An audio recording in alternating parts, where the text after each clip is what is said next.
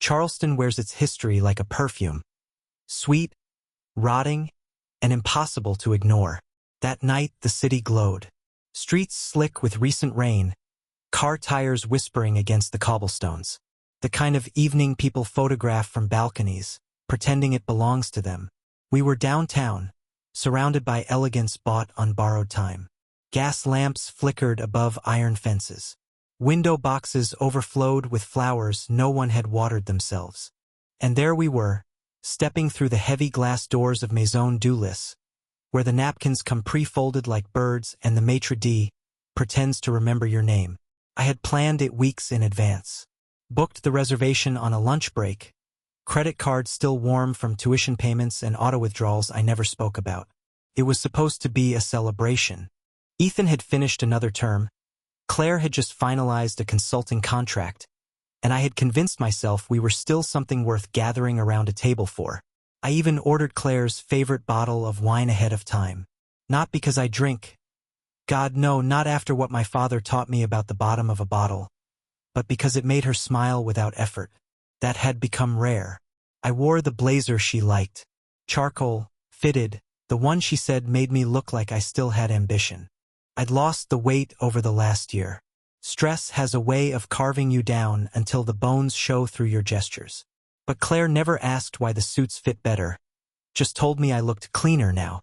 Whatever that meant. Ethan arrived late, of course. Claire and I were already seated. She was pretending not to notice that I was checking my phone. He strolled in wearing a jacket he hadn't zipped, collar turned up like a threat. He had that walk. You know the one. Shoulders loose, eyes half-lidded. Like the world had nothing left to offer him. Like he'd already tried it all and found it boring. He didn't greet me. Didn't greet his mother either, not really. Just dropped into the chair like gravity owed him a favor. His phone hit the linen-draped table with a muted thud. The maitre d' gave the briefest flicker of disapproval.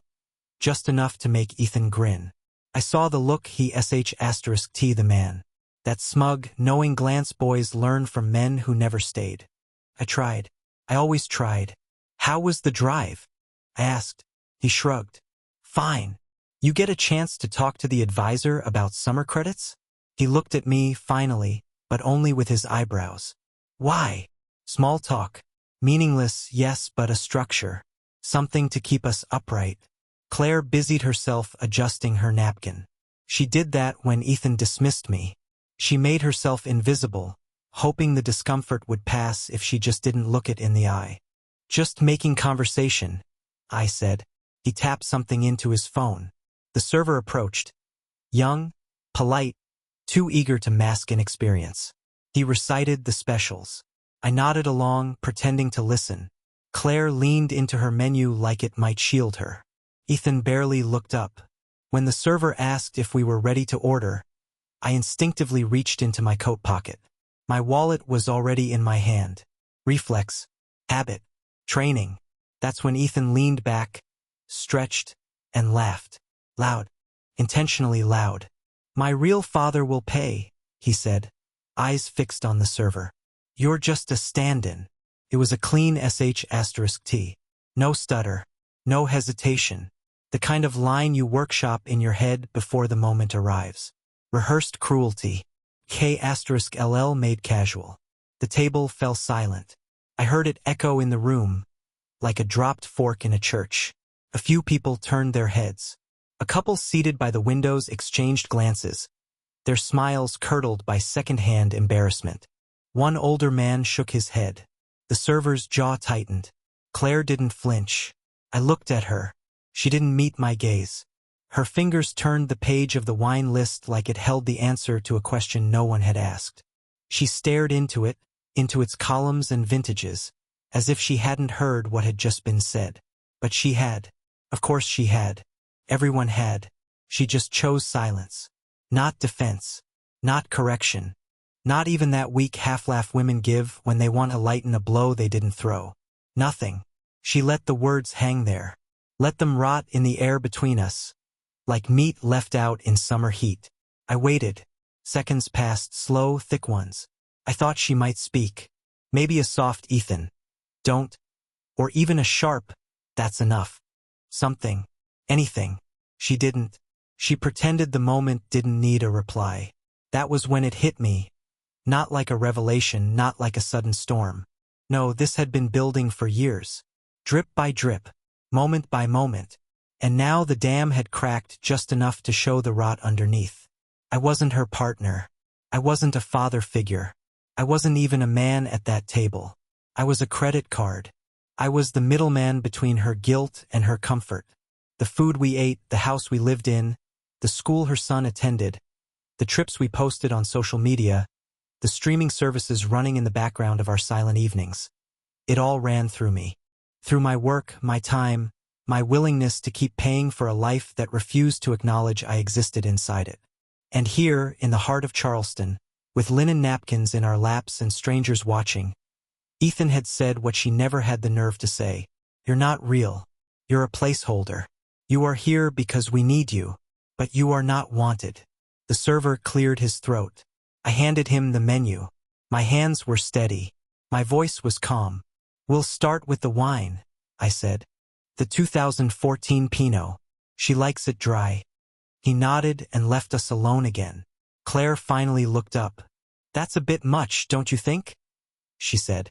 I didn't reply, not because I didn't have words, but because I knew she wasn't talking to Ethan. She was talking to me. She wasn't asking him to explain. She was asking me to let it go. Again, that was her role. That was always her role. Keep the peace. Soften the edges. Make sure no one rocks the boat, except me, of course.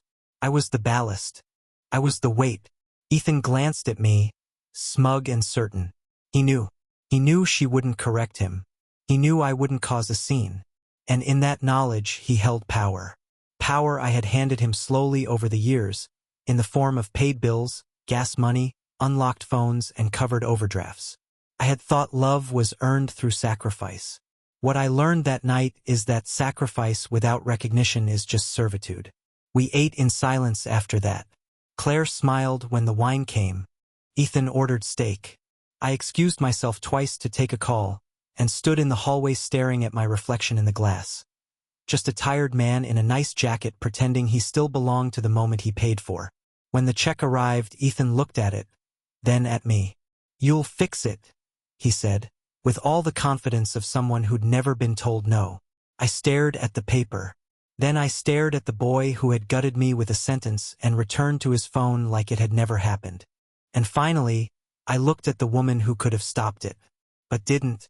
The car ride home was a vacuum. No music. No talking. Just the soft hum of tires on asphalt and the occasional turn signal clicking like a slow metronome counting down the seconds of a life I no longer believed in. Claire looked out the window like there was something worth seeing in the dark. Ethan sat in the back seat, chewing gum with the kind of open defiance only a teenager can we *p***nize. I drove. Not because I wanted to, because it was expected. That's what I had become. Expected. Expected to pay. Expected to absorb. Expected to endure. No one spoke until we hit our street. Claire pointed vaguely and said, "We're out of eggs." That was her offering.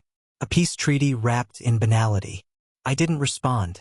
We pulled into the driveway, the porch light flickering as if even the house had started to stutter under the weight of pretending. Inside, Ethan headed straight to his room. No thank you, no good night. Claire went to the kitchen, opened the fridge, made a sound that suggested she was about to say something important. But then didn't. I walked upstairs. Our bedroom smelled like lavender and something else beneath it. Faint, sour, like resentment that had lived too long in the walls. I sat on the edge of the bed and took off my shoes slowly, like a man who has just come in from a war he didn't sign up for. In the silence, I finally allowed the thought to form, not as anger but as clarity. I'm not their family. I'm their function. The realization didn't strike like lightning. It settled like fog. I started listing it in my head. Every way I had propped up their world. Claire's car. I paid off the final 3 years. Ethan's private school. I picked up the difference when his father's checks arrived short or late, or not at all. Health insurance. My plan. Groceries, streaming services, the Wi-Fi he lived on. Me. The orthodontist Claire insisted on because Ethan deserves a confident smile? My bonus evaporated into his mouth. I never complained. I told myself this is what men do. This is what love looks like. Presence over pride. Actions over words. But somewhere along the line, presence became invisibility. They didn't see me. They only saw what I did for them, and even that only when it wasn't working. Claire had never corrected Ethan when he called me not dad. Not once. She flinched sometimes, but silence was her compromise. Keep the waters still. Let the boy feel safe even if it meant drowning me slowly. I opened my nightstand drawer, pulled out my phone. It buzzed with emails I no longer cared about, statements, bills, requests, receipts. I scrolled past them until I reached the folders I'd built over the years. Ethan tuition auto. Household expenses shared. Claire gym/car/subscriptions. Emergency fund joint. Utilities drafted. One by one I opened each. One by one I began shutting them down. The tuition autopay? Cancelled. The family card that Claire and Ethan both used without ever asking how the balance stayed low? Disabled. The shared Netflix, Spotify, Amazon Prime, and 5 other subscriptions no one thanked me for but always complained about when they lagged? Gone. The rent autodraft Claire set up under shared household, but which had pulled only from my account for the past 14 months?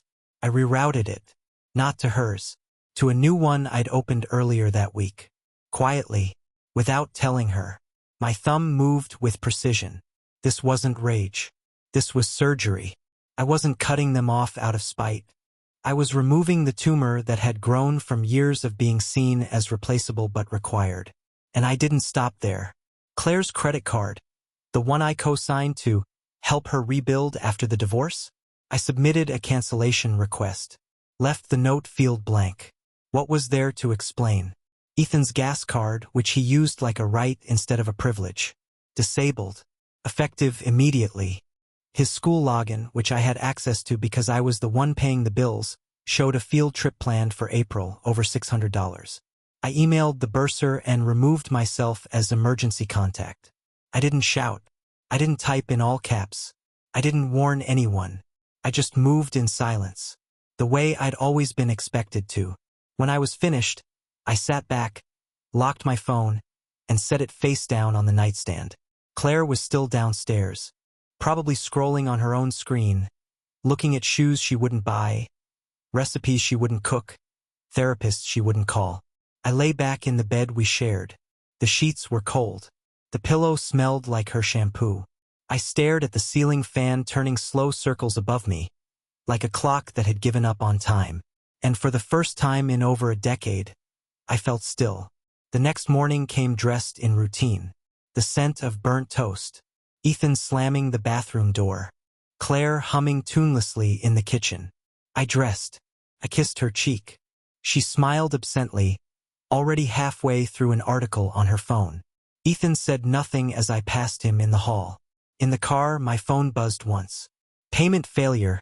Tuition, Charleston Academy. I smiled. That afternoon, the text started. First from Claire. Hey, did you forget the tuition payment this month? They sent a notice.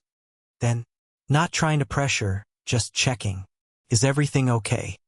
I didn't reply. By evening, Ethan got an email about his card being declined at the gas station. Can you look into it? Still silence. Then, Michael, seriously, what's going on? That night, Claire stood in the doorway of our bedroom. She didn't knock. She didn't smile. She didn't climb into bed. She just stood there, holding her phone, her face unreadable.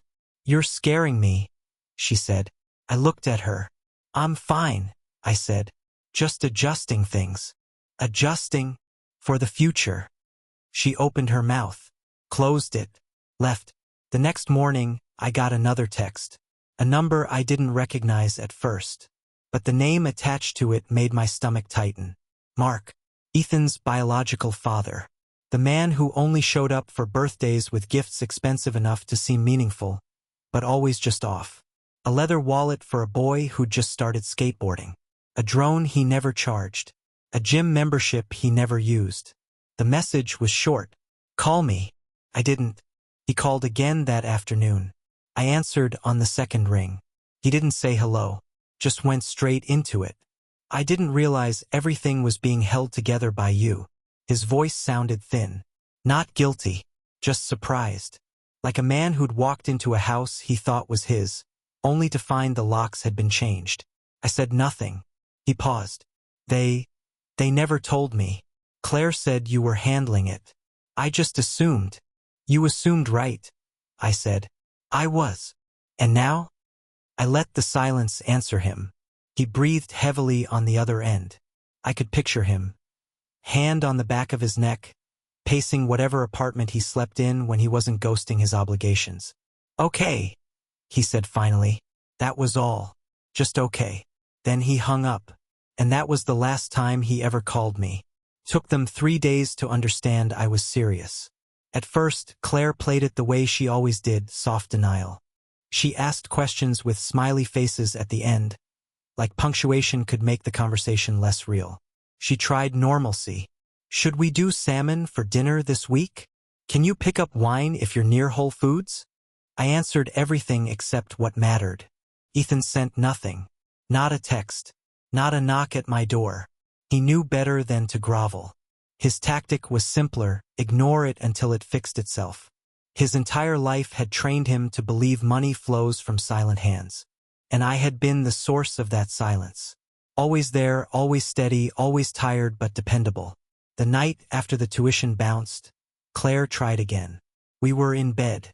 She rolled onto her side, propped herself up on one elbow, and asked without looking at me, "Is this about what Ethan said at dinner?"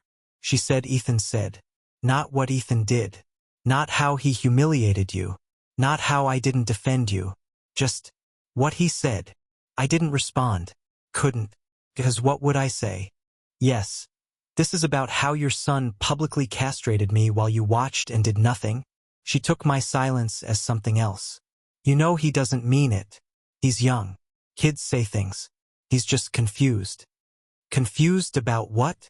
I asked. Who's been raising him? Claire sighed and rolled back over. This isn't helpful. Exactly. That week, the cracks began to widen.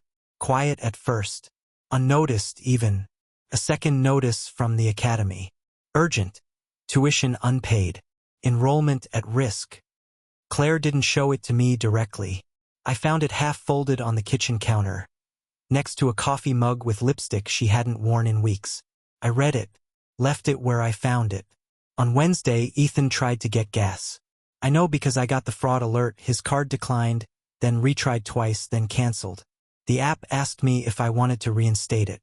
I deleted the notification. Thursday evening, I came home from work to find Claire standing in the living room holding an envelope. Her face was flushed, jaw tight. "What the hell is this?" she asked. It was the rent invoice. New account routing. My name only. "We agreed we'd split this," she said. I looked at her.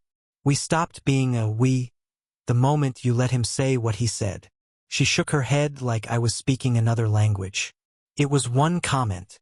"No," I said. "It was a window, and I looked through it." She didn't respond, just stared at the paper like it had personally insulted her. Friday, the school called. Claire picked up. I heard her from the other room. Yes, she was aware. No, this wasn't a mistake. Yes, they'd resolve it. I almost laughed at the lie. Resolve what? The fantasy? That night, Ethan emerged from his room like a ghost with a grievance. He hovered in the kitchen doorway, hands shoved into the pockets of his hoodie. He cleared his throat once. I was sitting at the table, reviewing invoices for a side project I'd picked up. He said, "So, my school says I'm locked out of the portal." I didn't look up. That tends to happen when no one pays the bill. A beat. "Mom said you'd cover it." "Mom's mistaken." His mouth opened, closed. A flicker of disbelief passed over his face, followed by something uglier. Entitlement curdling into rage. "You're seriously doing this? Over one joke?" I looked up now. "One joke? Is that what you think that was?" His face flushed. "You know I didn't mean it like that." God, you're acting like a child. I stood. Not fast. Not loud. Just enough to meet him eye to eye. You're 17, I said. Not 7. You knew what you were saying. You said it with intention. You said it to hurt me. And your mother let you. He scoffed. So what? This is punishment. No. This is adjustment. I'm adjusting to the role you gave me. Stand-in, remember? He shifted, unsure. He looked to the hallway like Claire might appear and rescue him. She didn't. When he spoke again, his voice had cracked, just slightly. So I'm supposed to just drop out now? That's up to you and your real father. He stared at me. The words finally registered. Your real father. Jesus, he whispered. You're insane. I walked past him and turned off the kitchen light. No, I'm awake. That weekend, the storm gathered its weight. Claire stopped speaking entirely. Passive silence. The kind that screams in the spaces between footsteps. She cooked without comment. Cleaned in straight lines. Folded laundry like it mattered. She left her phone face down but checked it obsessively. I knew what she was waiting for. Mark, the ghost. And on Sunday morning, he finally called. I was in the garage changing the oil on my own car. Something I hadn't done in years. Felt good. Felt physical. Like reclaiming territory. Claire came to the doorway holding her phone like it was radioactive. It's him, she said. No name needed. I wiped my hands. Took the phone. Yeah? Mark's voice was hollow. I heard. Heard what? I asked. A pause. The payments. The cards. Claire said. I stopped pretending I was the father. Another pause. I imagined him pacing. Biting his thumbnail. Wearing a shirt 2 days past clean. You can't just walk away. I didn't walk away, I said. I just stopped carrying him. More silence. Then he said it. Quiet. Like confession. I didn't realize everything was being held together by you. I didn't reply. Claire never told me. He added, weak. I figured she was covering it. She wasn't. She said you were okay with it. I was. Until I wasn't. He exhaled hard. Like he'd been punched. I don't have that kind of money. Then you should have thought of that before you vanished for 4 birthdays in a row. That landed. I could feel it through the line. He began, then stopped. You just wanted the title, not the invoice. He chuckled, but it broke halfway. Something like that. Neither of us spoke for a long time. Then, to my surprise, he said, So what now? I looked out over the street. Trash bins lining the curb. The wind pushing dust across the pavement. Now you get to be the father. Fully. Congratulations. He didn't reply. A moment later, the line went dead. And that was it. No arguments. No promises. No redemption. Just truth exposed like wire, sharp, burning, unfixable. Claire didn't ask what he'd said. She didn't need to. She looked at me over dinner that night with eyes that understood the weight had shifted. That she had gambled and lost. Ethan didn't speak at all. He stayed upstairs. The silence thickened until it felt like insulation. The kind of quiet that swallows even footsteps. But me, I felt lighter. Not happy. Not vindicated. Just finished. By the end of the second week, the house felt like a waiting room. Cold chairs, bad lighting, no one sure where to look. Everything moved quieter, slower, as if grief had settled over the furniture. Not the grief of death. Worse, the grief of revelation. That slow unraveling of comfort when someone who's always been there simply stops being. Claire still tried to maintain form. She cooked, not with joy, but with obligation. She still folded Ethan's laundry, still paid half the rent now, begrudgingly, but she did. She'd become efficient at pretending we weren't collapsing. That the wound didn't exist because the bandages looked clean. Ethan, though he couldn't fake it, he was unraveling. Quietly at first. Long showers. Missed alarms. Texts he left unanswered. Then it got louder. Calls from the university. Emails about revoked access. Reminders from student services about payment deadlines passed. He hadn't told his friends, of course. Pride is a luxury for the coddled. But even pride has a cost. And the due date was near. I got home late that Monday.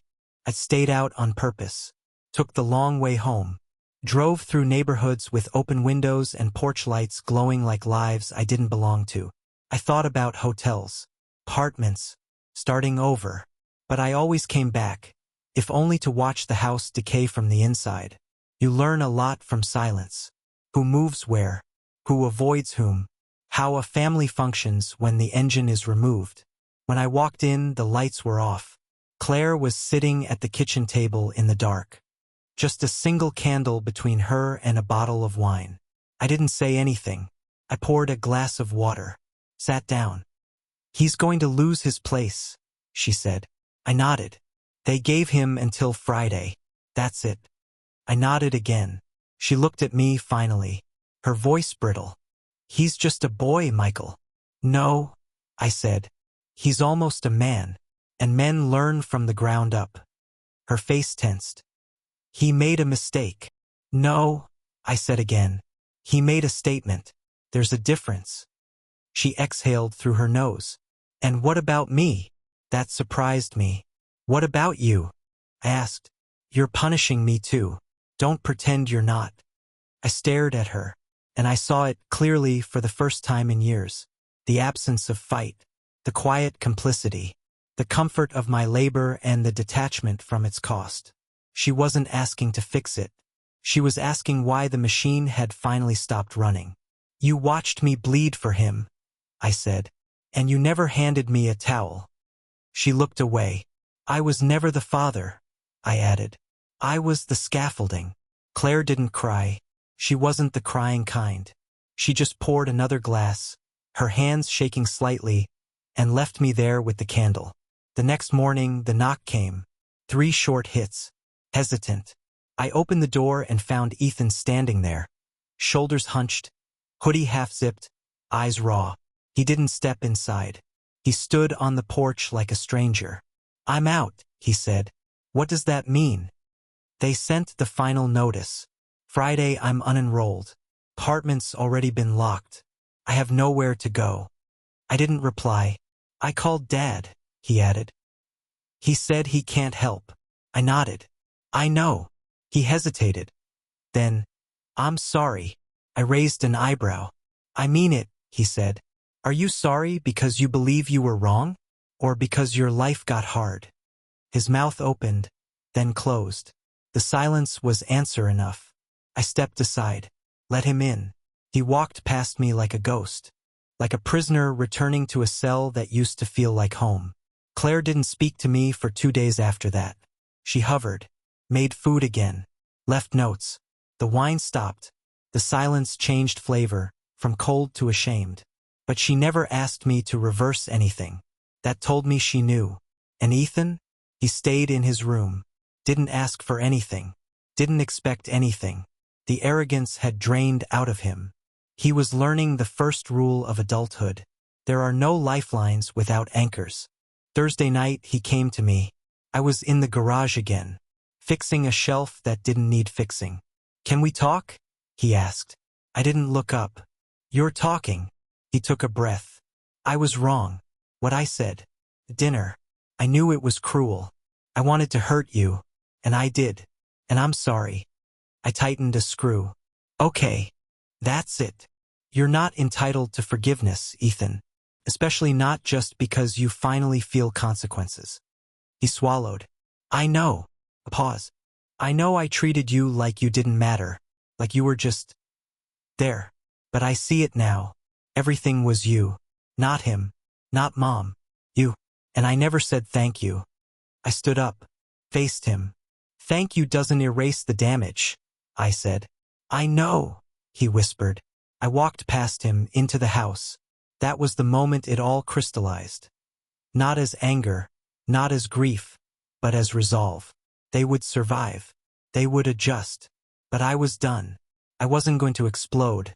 I wasn't going to leave in the middle of the night or break plates or write a dramatic letter. I didn't want revenge. I wanted release. So I gave myself that. The next morning I printed a list. Bullet points. Clean. Cold. My name removed from all shared accounts. No further tuition payments. Utilities split by percentage. New rent breakdown. Claire's credit card. Closed. Car insurance. Split. Health plan. Individual policies recommended. I left the paper on the table. Claire read it in silence. Ethan never brought it up. That week, I started sleeping in the guest room. No argument. No begging. Just reality. In the weeks that followed, the dynamic changed completely. Claire moved like a woman catching up to her own negligence. Ethan kept to himself. He started applying for scholarships, jobs, anything to pull himself back up. I didn't offer advice. I didn't sabotage. I just stopped being the net. One night, I came home late again. Ethan was in the kitchen washing dishes. Voluntarily. A month ago, that would have been unheard of. He looked up when I entered. "Hey," he said. I nodded. He hesitated, then added, "I'm trying." I poured water, sat at the counter. "I know," I said, and I did. But trying doesn't undo everything, and it doesn't obligate me to re-enter the fire, because that's what love without respect is. A slow-burning fire, and I had stood in it long enough. Now I live differently, still in the same house for now, but I no longer confuse proximity with family. I pay what's fair. I speak when needed. I listen when it's earned. And I no longer fund the silence that used to drown me. So here's the question, the one I can't stop circling back to. Was I cruel? Was I wrong to pull away when they needed me most? Or was it the only way to make them understand that love is not the same as obligation? That presence, without respect, is just servitude in disguise? Tell me, if you had been in my place, would you have stayed?